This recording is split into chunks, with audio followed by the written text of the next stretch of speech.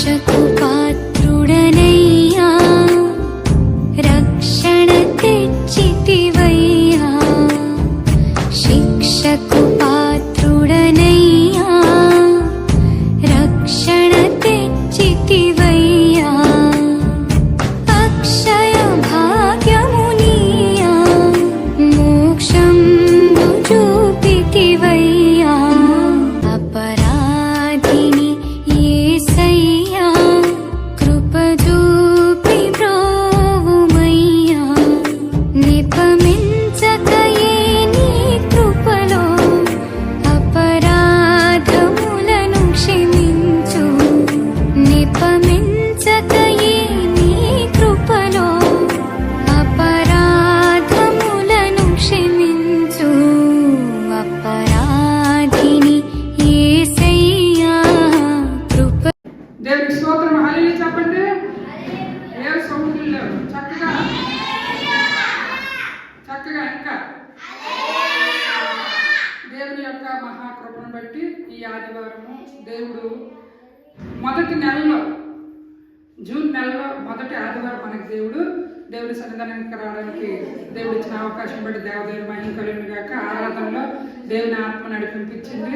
మరి ఇప్పుడు వాక్యంలోకి వెళ్తున్నాము. వాక్యమై ఉన్న దేవుడు మనము దేవుని వారిని, దేవుని ప్రజలను. దేవుడే వాక్యమై ఉన్న దేవుడు కాబట్టి ఆయన బిడ్డలు మనము. ఆయన మనతో వారము ఏం మాట్లాడతారనే ఆసక్తితో మనం వినాలి. వచ్చేసరికి ఏమవుతుందని అంటే ఒక్క పెట్టడము, చెమటలు తుడుచుకోవడం, గాలి లేదనుకోవడము, నిద్ర వస్తే అలా కునికి పెట్టుకోవడం కాదు. పావు గంట వాక్యము మీరు వింటే మీ హృదయాలు అది పని చేస్తుంది. మీరు చక్కగా దేవుని గురించి నలుగురికి చెప్పగలరు. కాబట్టి దేవుడు ఆశిస్తున్నది కూడా అది ఒక్కటే. దేవుడు అంటే ఏంటనే తెలుసుకోవాలి ప్రజలని దేవుడు మనందరికీ ప్రేరేపణ ఇస్తున్నాడు. కాబట్టి మనం తెలుసుకుందాం.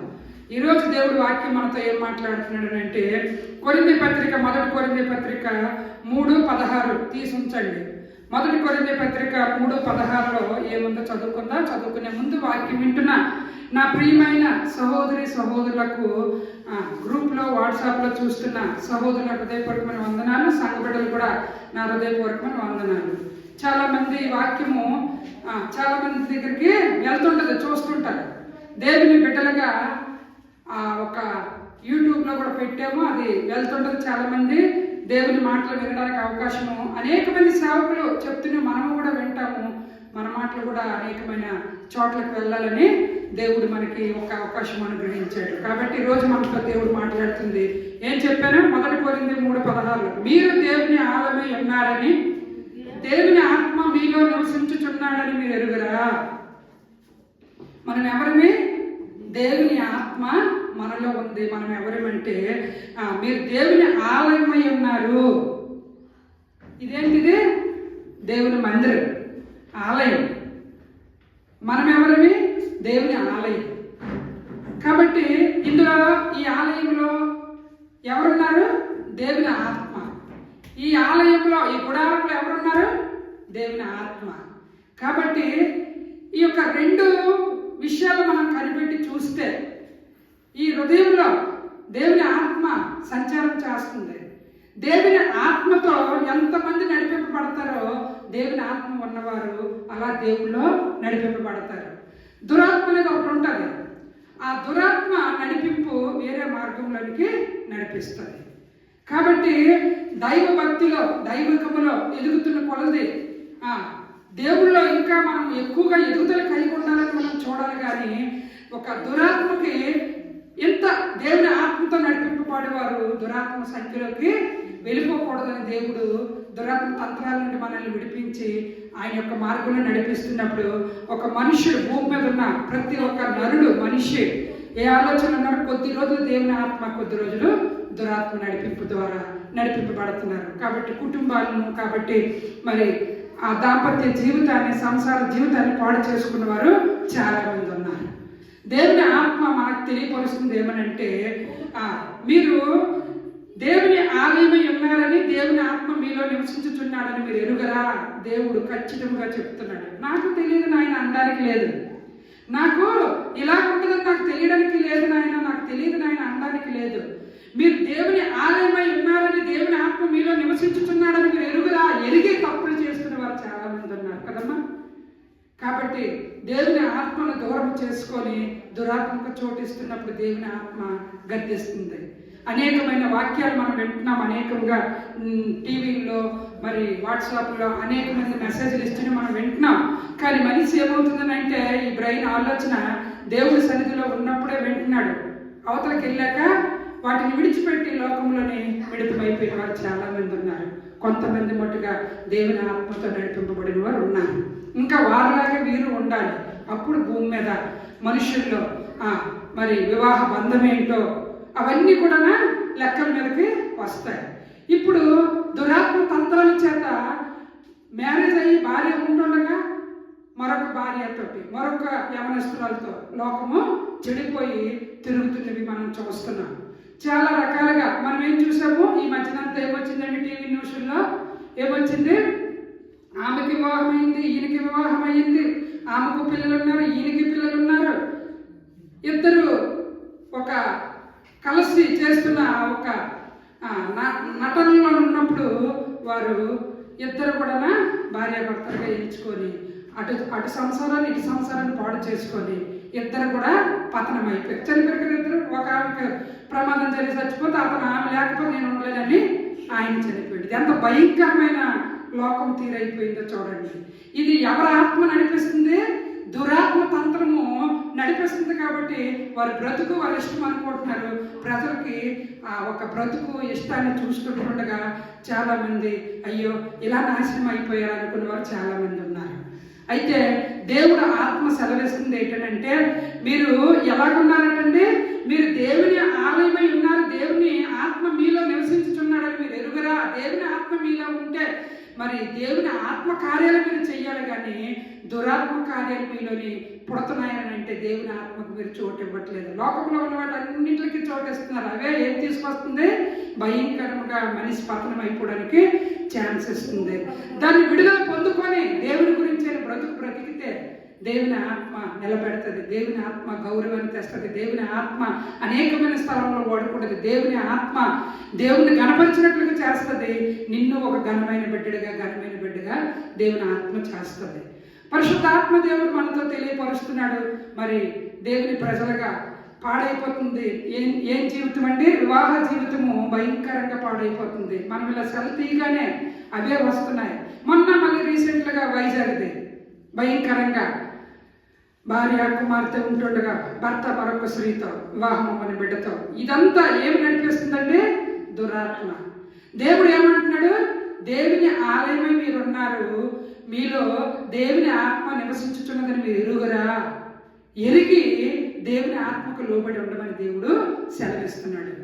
మీరు దేవుని ఆత్మని ఎడబాసుకుంటే దురాత్మకి మీరు దాసోహం అయిపోతారు. అది ఎలా చెప్తుందంటే, ఎలా నడిపిస్తుందంటే లోకంలోని అందరికంటే నువ్వే పెద్దవాడిగా చేసేస్తుంది, పెద్దదానిగా చేసేస్తుంది, ఒక్కసారి పాతాళానికి తీసుకెళ్ళిపోతుంది.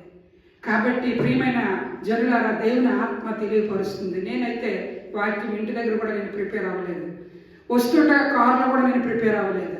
ఎందుకంటే ఈరోజు చాలా టెన్షన్తో కూడింది. ఉదయానికే చీకటిని లేచి దేవుని దగ్గర వాక్యం అడిగి మీ దగ్గరికి తెచ్చేదాన్ని.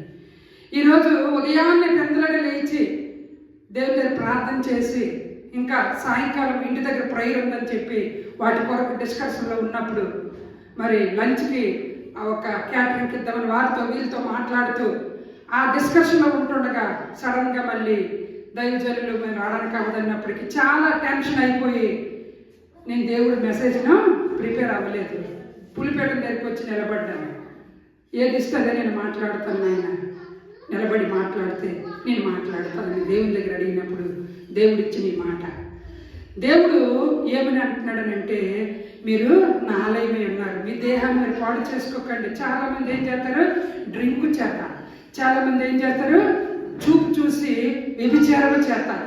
చాలామంది ఏం చేస్తారు? వారి ఇష్టం వచ్చిన బ్రతుకుతో ఈ దేహాన్ని పాడు చేస్తున్నారు. దేవుడు ఆత్మ బాధపడుతుంది. ఏమంటుందంటే, మీరు నా ఆలయమై ఉన్నారు, మీరు నా ఆత్మ మీలో ఉంది, మీరు ఎరిగారు కదా, కానీ మీరు ఎందుకు వాటిని విడిచిపెట్టి దురాత్మను మీరు పట్టుకొని తిరుగుతున్నారు? దురాత్మ ఎగసెగసెగసెగస పైకి తీసుకెళ్తుంది, నిన్నే రాజుగా చేస్తుంది, దాన్ని పాతాళానికి పడేస్తుంది అనే సత్యాన్ని మీరు గ్రహించాలని మరొకసారి దేవుడు మనతో మాట్లాడుతున్నాడు. అంతేకాదు కొరింథీ పత్రిక 3:17 ఒక మాట ఉంది, ఎవడైనా దేవుని ఆలయమును పాడు చేసిన అట్లా దేవుడు వారిని పాడు చేయును. దేవుని ఆలయము పరిశుద్ధమైనది, మీరు ఆలయమై ఉన్నారు. ఎంత చక్కటి మాట. దేవుని ఆత్మ ఎవరైనా దేవుని ఆలయాన్ని ఎవరైనా పాడు చేస్తే నేను వారిని పాడు చేస్తాను ఖచ్చితంగా చెప్పాడు దేవుడు. ఈ ఒక్క గుడారము, ఈ ఆలయము దేవుని ఆలయముగా మనం ఉన్నాము, దేవుని ఆత్మ మనలో ఉంది. ఇది పాడు చేస్తే దేవుడు ఆ ఆలయాన్ని, ఎవరైతే దేవుని ఆలయాన్ని పాడు చేస్తారో వారిని దేవుడు పాడు చేసేస్తాను అంటున్నాడు. నీకు పాడైపోయిన బ్రతుకు కావాలా? దేవుని ఆత్మను అనేకమైన స్థలాల్లో ప్రకటించే ఆత్మ కావాలా? దేవుడు అడుగుతున్నాడు. నువ్వే దారిలో వెళ్తావు మానవుడా? నీకు ఏది కావాలి? లోకంలో నరకము కావాలా? పరలోకంలో ఉంచబడిన ఆ యొక్క పౌరస్థితిని కొరకు భూలోకంలో దేవుని గురించిన మాటలు నేర్చుకుంటున్నావని పరిశుద్ధాత్మ దేవుడు మనతో మాట్లాడుతున్నాడు. అంతేకాదు కొరింథీ పత్రిక 7:1 ప్రియులారా, మనకు ఈ వాగ్దానంలో ఉన్నవి కనుక దేవుని భయముతో పరిశుద్ధతను సంపూర్తి చేసుకొనుచు శరీరమునకు ఆత్మనకు కలిగిన సమస్త కల్మషము నుండి మనల్ని పవిత్రులుగా చేసుకుందాము. హల్లెలూయా. అంత చక్కటి అన్నమాట. ప్రియులారా, మనకు ఈ వాగ్దానములు ఉన్నవి కనుక దేవుని భయముతో పరిశుద్ధత సంపూర్తి చేసుకొనుచు శరీరమునకు ఆత్మనకు కలిగిన సమస్త కల్మషము నుండి మనలను పవిత్రులుగా చేసుకుందాం. చూడండి అంత చక్కటి మాట. దేవుని ఆత్మ మరి కలిగిన సమస్త కల్మషము నుండి మనలను పవిత్రులుగా చేసుకొని మనం ఉందాం. ఎందుకంటే దేవుని ఆత్మ మనలో ఉన్న ఏ కల్మషం ఉన్నా తీసివేసేస్తుంది. పవిత్రులుగా మనం చేసుకుందాం, దేవుని ఆత్మను మనలో నిలబెట్టుకుందాం అనే గుణం ఉన్నప్పుడు ఆ వ్యసనం నుండి ఆ మనిషి మార్పు పొందుకుంటాడు. ఏమిటంటే లోకంలోని నేత్రాశ, లోకాన్ని చూస్తూ ఉన్నాడు, లోకంలో ఉన్న మనుషులను చూస్తూ ఉన్నాడు, ఆయన ఇష్టం వచ్చినట్టు బ్రతకాలనుకుంటున్నాడు. మరి బైబిల్లో చదువుకుంటుండగా న్యాయాధిపతిలో ఒక భక్తుడు బలాఢ్యుడు ఉన్నాడు. ఎవరతను? సంసోను. జీవగ్రంథంలో మనం చదువుకుంటుండగా సంసోను అంతటి బలవంతుడు. మానాహు భార్య దేవుని దగ్గర ప్రార్థిస్తున్నారు, అయ్యా మాకు పుట్టపోయిన బిడ్డకు మేము ఏమేమి చెయ్యాలన్నారు. దైవజనుల ద్వారా మీకు కుమారుడు కలుగుతాడు, ఆయనకు ఒక తల మీద కత్తిని కూడా క్షవరం చేయకూడదు, ఆయన దేవునికి ప్రతిష్టమైన బిడ్డడు అని చెప్పారు. సరే అలాగే పెంచారు. జుట్టు కూడా తీయనివ్వలేదు, కత్తిని కూడా వేయనివ్వలేదు. ఆ కుమారుడిని సంసోను చక్కగా పెంచుకొస్తున్నారు దైవికముల తల్లిదండ్రులు. ఎందుకంటే మొదట అడిగారు కదా, ఏమని అడిగారు? అయ్యా పుట్టపోయిన బిడ్డలు మేము ఏమేమి చెయ్యాలి అని అడిగారు. దేవుని భయముతో తల్లిదండ్రులు బ్రతికారు. ఆ కుమారుని భయముతో భక్తితో పెంచుతూ ఉన్నారు. పెంచుతుండగా ఆయన పెరుగుతూ ఉన్నాడు. పెరిగిన తర్వాత వివాహం అయ్యింది. వివాహం అయిపోయిన తర్వాత ఏం జరిగింది? భార్య ఉంటుండగా మరొక స్థలానికి వెళ్తాడు. అక్కడ ఒక ఆమె నచ్చుతుంది. అక్కడ ఒక ఆమె నచ్చినప్పుడు ఆమె దగ్గరికి వెళ్ళి అక్కడ ఒక మాట మనకు కనబడుతుంది. దేవుని ఆత్మ ఉన్నప్పుడట ఆయన ఏ విధంగా ఉన్నాడో చూసుకుందామమ్మా. దేవుని ఆత్మ చివరిగా ఈ మాట మనం ముగించుకునే టైంలో ఉంది. ఎవరు కూడా గెలవకండి, ముగించుకుందాం. న్యాయాధిపతుల 16 ఉంది. ఆమె సంసోను ఫిలిష్తీయులు నీ మీద పడుచున్నారని అతడు నిద్ర మేలుకున్నప్పటి నేను బయలుదేరి విరజిప్పుకుందని అనుకున్నాను. అయితే యెహోవా తనను ఎడబాల్సిన అతనికి తెలియలేదు. ఎప్పుడు వల్లే దేవుని ఆత్మ నాలో ఉంది అనుకున్నాడు. దేవుని ఆత్మ అతన్ని ఎడబాల్సిందట. ఎందుకు ఎడబాల్సింది అంటే దేవుడి వాక్యం మనకు చదువుతుండగా ఒక మాట కనబడుతుంది. ఆయన ఆ ఒక్క స్త్రీ విషయంలోని చూద్దాం, ఆమెను కళ్ళుతో చూశాడు, ఆమెను కోరుకున్నాడు, కావాలనుకున్నాడు. అయితే ఆ స్త్రీని చూసినప్పుడు అతడు అక్కడికి వెళ్ళి ఆ స్త్రీతో మాట్లాడినప్పుడు ఆమె యందు సంసోనుకు ఇష్టము కలిగెను. 7లో ఉంటుందండి, న్యాయాధిపతులు 14:7. అతడు అక్కడికి వెళ్ళి ఆ స్త్రీతో మాట్లాడినప్పుడు ఆమె యందు సంసోనుకు ఇష్టము కలిగింది. పెళ్ళైపోయిన భార్య ఉంటాడుగా మళ్ళీ ఇష్టం ఏంటండి? మళ్ళీ అతనికి ఇష్టము కలిగింది. ఎందుకంటే దేవుని ఆత్మను ఎడబాసిపోతుంది. ఆయనకి నచ్చినట్లుగా దేవుని బిడ్డడుగా బ్రతుకుతూ కూడా లోకాన్ని చూస్తూ ఉన్నాడు. ఆ లోకంలో ఉన్న స్త్రీని చూశాడు, ఇష్టం పుట్టింది, ఆమె దగ్గరికి వెళ్ళి మాట్లాడాడు. అయితే ఇక్కడ దేవుని ఆత్మతో నడిపింపబడినప్పుడు ఏం జరిగిందంటే అప్పుడు సంసోను తన తల్లిదండ్రులతో కూడా తిమ్నాతులకు పోయి తిమ్నాతు ద్రాక్ష తోట వరకు వచ్చినప్పుడు కొదమ సింహం అతని ఎదుటికి బొబ్బరించుచూ వచ్చెను. యెహోవా ఆత్మ అతనికి ప్రేరేపింపగా అతని చేతిలో ఏమీ లేకపోయినో ఒకడు మేకపిల్లను చీల్చినట్లు అతడు దాన్ని చీల్చెను. అతడు తాను చేసినది తన తల్లిదండ్రులతో కూడా చెప్పలేదు. చేతిలో ఏమీ లేదట. కొదమ సింహాన్ని ఏం చేశాడట? చీల్చేశాడటలాగా. ఎప్పుడు? దేవుని ఆత్మతో నింపబడినప్పుడు. తర్వాత అలాగే ఆత్మ ఉందనుకున్నాడు. పరస్త్రీ సాంగత్యంకి వెళ్ళాడు. దేవుని ఆత్మ విరజిమ్మిపోయిందని తెలియలేకపోయింది. దేవుని ఆత్మ వదిలేసిందని తెలియలేకపోయింది. అప్పుడు అతను ఏం చేశాడంటే, ఆమె సంసోను ఫిలిష్తీయులను నీ మీద పడుచున్నారని అతన్ని నిద్ర మేలుకున్నప్పుడు నేను బయలుదేరి విడజిమ్మిన పొందుని అనుకుంటుని, అయితే యెహోవా తనను ఎడబాసినని అతనికి తెలియలేదు. అప్పుడు సంసోను, యెహోవా ప్రభువా, దయచేసి నన్ను జ్ఞాపకం చేసుకొనుము దేవా, దయచేసి ఈసారి మాత్రమే నన్ను బలపరచుము. నా 2 కన్నుల నిమిత్తము ఫిలిష్తీయులు ఒక్కమారే దండించి పగ తీర్చుకుందునేమో యెహోవాకు మొరపెట్టుకున్నాడు, బ్రతిమలాడుకుంటున్నాడు. దేవుడిచ్చిన బలంతో దేవుని కొరకు బలమైన కార్యాలు చేయలేకపోయాడు. దేవుని కొరకు దేవుని ఆత్మ ఉన్నప్పుడు ఆ చేతిలో ఏమి లేకపోయినా ఆ సింహాన్ని చీల్చేశాడండి. దేవుని ఆత్మ నడిపింపలాగా ఉంటుంది. దేవుని ఆత్మ అతనిలో మరి వెళ్ళిపోయింది. ఎందుకు వెళ్ళిపోయింది అంటే, భార్య ఉంటుండగా మరొక భార్యతోటి మరొక స్త్రీతోటి సాంగత్యంలో ఉన్నప్పుడు నీ బలం ఎక్కడ ఉందని ఆమె అడిగింది. నా బలము నా జుట్టులో ఉందని చెప్పినప్పుడు ఫిలిష్తీయులు వారికి చెందిన ఆమె వారికి మాట చెప్పినప్పుడు వారు ఆవిడకి ఒక ఐడియా ఇచ్చారు. జుట్టు మొత్తం తీయించమన్నారు. మొత్తం తీస్తే గుండె అయిపోయిన తర్వాత అతని బలం మొత్తం పోయింది. ఎంతటి బలాఢ్యుడు, ఎంత బలవంతుడు ఏమైపోయాడు?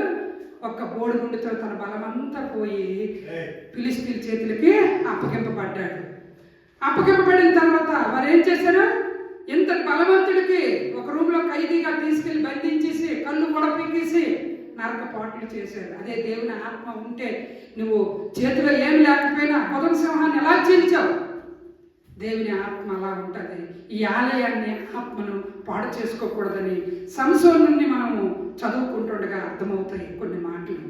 అంతేకాదు మరి ఆయన ఆ విధంగా చేసి ఏమైపోయాడండి? దేవునికి విరోధం అయిపోయాడు, బ్రతిమలాడుకుంటున్నాడు. ఒక్కసారి బ్రతిమలాడుతున్నాడు. అప్పుడు సంసోను, యెహోవా ప్రభువా, దయచేసి నన్ను జ్ఞాపకం చేసుకొనుము దేవా, దయచేసి ఈసారి మాత్రమే నన్ను బలపరిచి నా 2 కన్నుల నిమిత్తము ఫిలిష్తీయులు ఒక్కమారే దండించి పగ తీర్చుకునేమో యెహోవాకు మొరపెట్టెను. కళ్ళు ఓడబెట్టేసారు. ఎంత బలవంతుడు తెచ్చి తిరగకేసి కట్టేసి ఖైదీగా పెట్టేసి నరక పాటలు పెడుతున్నప్పుడు దేవుడితో రిక్వెస్ట్ చేసుకుంటున్నాడు, అయ్యా ఒక్కసారి. అలాగే దేవుడు ఈ గుండెంతా జుట్టు పెరగడం మొదలయ్యాయి. మరలా బలం వచ్చింది. ఒకే ఒక దెబ్బతో వాళ్ళందరినీ తిరగదోసుకొని హతులు చేశాడు. మరి దేవుడు ఒక్కసారి మళ్ళా ఛాన్స్ ఇచ్చాడు. అంతటి వరకు తెచ్చుకోకూడదు. భయంకరమైన పాప ప్రపంచంలో మనం బ్రతుకుతున్నాం కాబట్టి దేవుని ఆత్మతో మనం నడిపింపబడాలా. ఇలాగే చూసుకుంటుండగా దావీదు కూడా తప్పు చేశాడు. దావీదు కూడా పరస్త్రీకాసి వెళ్ళాడు భార్య ఉంటుండగా. ఆమెతో సాంగత్యం చేశాడు, తప్పు చేశాడు. అప్పటికి ఆమెతో ఆ తప్పుడుగా ప్రవర్తించిన తర్వాత ఆయన ఎన్నో దినాలు దేవుని దగ్గర పశ్చాత్తాపడ్డాడు. మరి చదువుకుంటుండగా మరి దేవుడి దగ్గర అడుగుతున్నాడు, పాపాలు కడగండి, సోపుతో కడగండి, ఎన్నెన్నో రిక్వెస్ట్లు చేసుకున్నాడు. దేవుడి సన్నిధిలో కూర్చొని అంటున్నాడు, ఏమంటున్నాడు? అయ్యా, నన్ను ఎంతగా హెచ్చించడం, నేను అంతటి వాడిని అపాటి వాడిని, పాపాన్ని ఎరిగాడు కాబట్టి విడిచిపెట్టుకొని బ్రతికాడు కాబట్టి దేవుడి దగ్గర ఏం పొందుకున్నాడు? దేవుని యొక్క ప్రేమను పొందుకున్నాడు. నా హృదయానుసారుడు దావీదు అన్నాడు.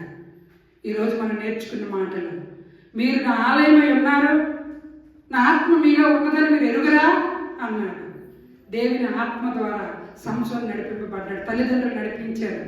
కానీ నిండు వయసులోని యవనస్తులో సంసోను నేత్రాశ చేత ఆ యొక్క బలాన్ని పాడు చేసుకున్నాడు. ఫిలిష్తీయుల చేతులకి, శత్రువుల చేతులకి అప్పగింపబడ్డాడు. కాబట్టి ఈ రోజుల్లో మనం నేర్చుకున్న మాట నిజమే ప్రభువా, దేవుని ఆత్మ ఉంటే చేతిలో ఏం లేకపోయినా ఆ సింహాన్ని ఏం చేశాడు? మరి సంసోను చీల్చేశాడు. అంటే దేవుని ఆత్మ అంత శక్తిని ఇస్తుంది. దురాత్మ ఏం చేస్తుందంటే పతనానికి దారి తీస్తుందనే సత్యాన్ని మనం ఈరోజు గ్రహిద్దాం. ముగించుకొని కళ్ళు మూసుకొని ప్రార్థన చేసుకుందాం. స్తోత్రాలు తండ్రి నాయన, నువ్వు వాక్యం ద్వారా మాట్లాడావు. మేము దేవుని ఆలయాలుగా, దేవుని ఆత్మ మాలో ఉన్నట్లుగా మేము బ్రతకాలి. దురాత్మకు చోటు ఇవ్వకూడదు నాయన, దుష్టునికి చోటు ఇవ్వకూడదు ప్రభా. ఈ లోకంలో దురాత్మ ఏలుబడిలో ఉన్నాము. అయితే మీ ఆత్మ నడిపింపుతో, మీ ఆత్మ గద్దెంపుతో మా కుటుంబాలు మేము కట్టుకొని మీ ఆత్మ నడిపింపులో మేము ముందుకు సాగడానికి సహాయం చేయండి.